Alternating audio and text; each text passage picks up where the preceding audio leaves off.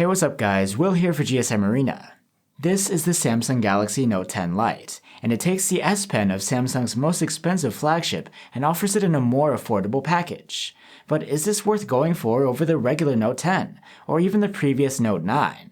Let's find out in our full review. The Note 10 Lite might have some premium features, but it definitely brings a mid-rangey vibe. Though the frame is made of aluminum, the back seems like plastic. The whole thing is quite hefty too. This is also the first Note in a while with a screen that isn't curved, so you don't get the same bezel-less look, but some people do prefer a flat screen. The phone is pretty conservative looking compared to the Note 10. It opts out of the rainbow gradients and instead brings a dark finish with a rounded form factor. There is one feature some might miss here, and that's water resistance, which of course you do get with the regular Note 10 flagships. Going back to the display, it's a 6.7-inch Super AMOLED with a 1080p resolution and a punch hole cutout for the selfie cam. You get great performance here as expected. Even though this is a bit of a downgrade compared to a QHD screen, sharpness is still good and colors are punchy. If you want, you can tune them to be quite accurate in color settings too. Max brightness is good compared to other Samsung mid-rangers. We're looking at 400 nits max with a manual slider, and up to 620 nits with auto brightness and direct sunlight. The Note 10 Lite has an optical fingerprint reader under the display to wake up and unlock the phone with. It's not as fast as the competition, though it's still quite usable. One of the main features of the Note 10 Lite, or any Note phone, is its S Pen stylus. If you're looking for a modern phone with a stylus to draw or take down notes with, this is one of the more affordable options out there. And aside from pressure-sensitive scribbling, the S Pen can also act as a remote for the phone via Bluetooth. The implementation is not as advanced as the Note 10's though, as it's missing certain gestures. Another feature missing on the Note 10 Lite is a pair of stereo speakers. There's just a single bottom-firing loudspeaker. It sounds decent, but it's still a downgrade.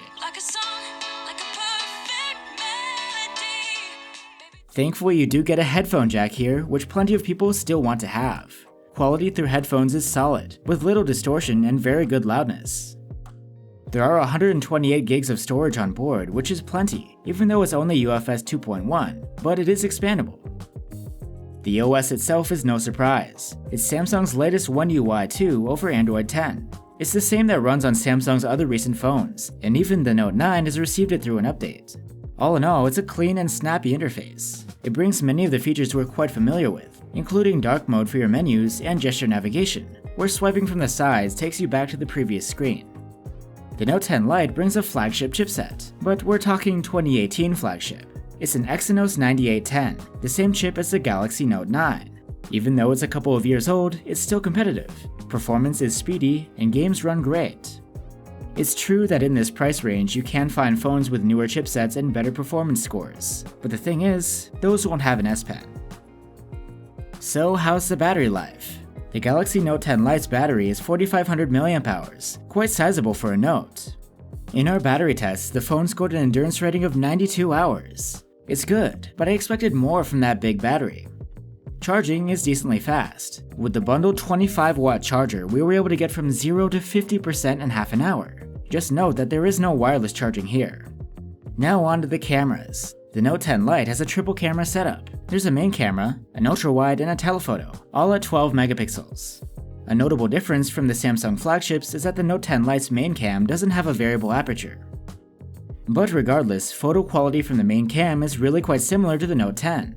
There's a lot of detail, low noise, wide dynamic range, and nice colors. The telephoto camera takes nice pictures too. Its output is a little less contrasty than what the main camera delivers, and there's slightly more noise. Overall, it's still a good showing, but not as great as the more expensive Note 10.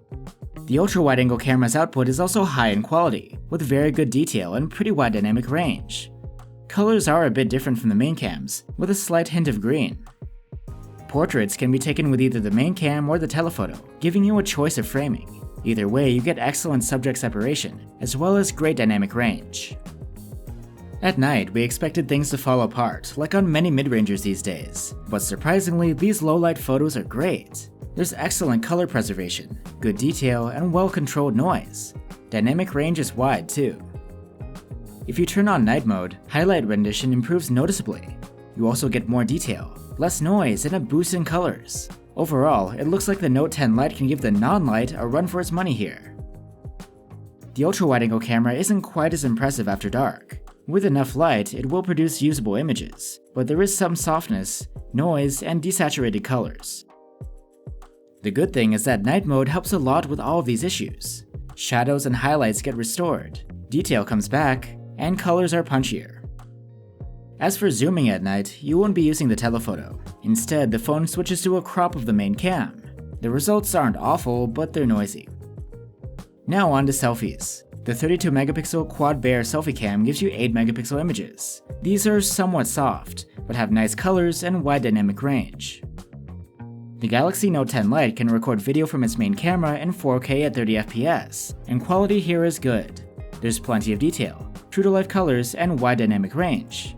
You can also record 4K at 60 FPS. These videos are softer and have less detail. They're still quite usable though. When shooting with the telephoto cam in 4K at 30 FPS, the quality is great, with low noise.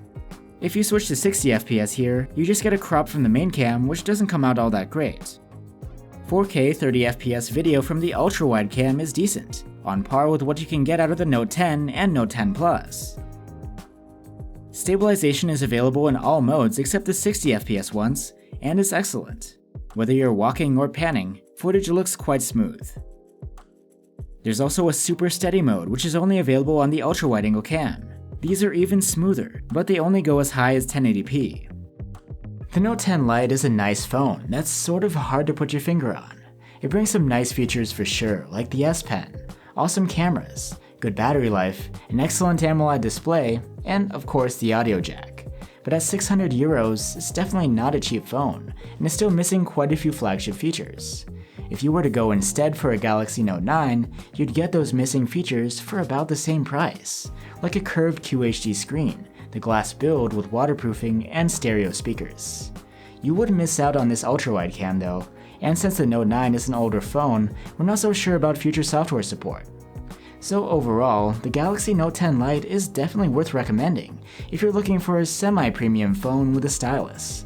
But if you just can't live with its trade-offs, maybe getting a Note 9 or even spending a little more for a Note 10 could be the better option. Thanks for watching guys, and see you on the next one.